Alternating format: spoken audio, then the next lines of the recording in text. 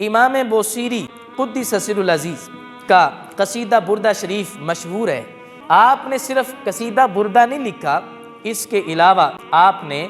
ایک اور قصیدہ، اس کو حمزیہ کہا جاتا ہے، آپ نے وہ بھی لکھا ہے۔ اس کے اندر آپ نے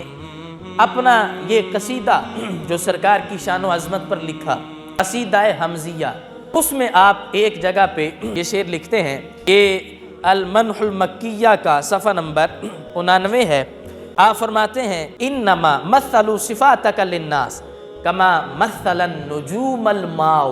کہنے لگے کہ محبوب آپ کی جو صفات ہیں لوگوں کے سامنے، آپ کی جو شان و عظمت ہے اس کی مثال ایسے ہے جیسے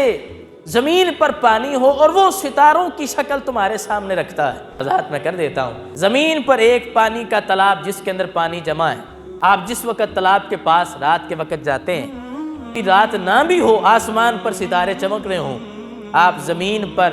کسی دریا یا کسی تالاب کے پاس جائیں، آپ دیکھتے ہیں کہ وہ پانی، آسمان کے ستارے تمہیں زمین پہ دکھا رہا ہوتا، آسمان پر وہ ستارے چمک رہے ہیں، لیکن یہ پانی ہے کہ تمہیں زمین پہ اس کی چمک دکھا رہا ہے، اور کوئی نہیں سمجھتا کہ یہ زمین پہ ستارے آگے، کہتے نہیں، ستارے آسمان پر ہے،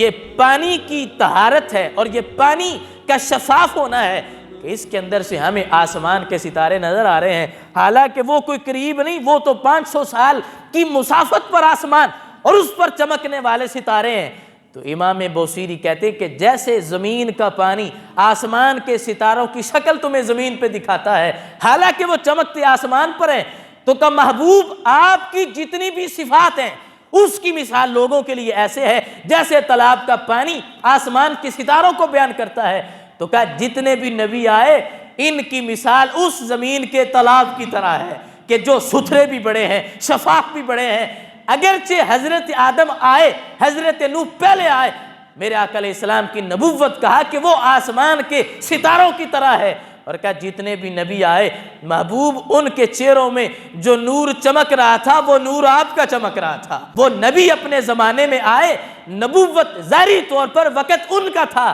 لیکن اس نبوت کے فیضان میں دیکھا جائے تو خوشبو آپ کی تھی، چہرہ ان کا تھا، جمال آپ کا تھا، پیکر ان کا تھا، لیکن کمال آپ کا تھا۔ کہ جیسے ہر نبی آیا اور اس کی نبوت کے اندر اصل اگر دیکھا جائے تو نورانیت آپ کی تھی، تو جیسے ہر نبی آیا آپ کے فیض کو وہ لوگوں کے سامنے دکھاتا رہا، اور اللہ نے قرآن میں بھی کہا کہ نبی آئیں گے تو یہی کہیں گے میرے بعد آنے والے ہیں من بعد اسمہ احمد، کہ جو میرے بعد آنے والے ہیں نام ان کا احمد ہے۔ تو کہا سارے نبی آتے رہے اور ان کی ولادت کے لحاظ سے آمد کا تذکرہ کرتے رہے، تو جن کی نبوت اور رسالت کا پیغام اتنا ہے اور انداز اتنا ہے کہ حضرت آدم علیہ السلام بھی آئیں تو فیضان مصطفیٰ کی نبوت کا ہے، حضرت نوح بھی آئیں تو ان کی نبوت کے اندر بھی نور میرے آقا علیہ السلام کی نبوت کا ہے۔ تو آج کچھ لوگوں کو میلاد کے لحاظ سے بڑی تکلیف ہوتی ہے، تو میں کہتا ہوں یہ ہم اہل سنت ہیں،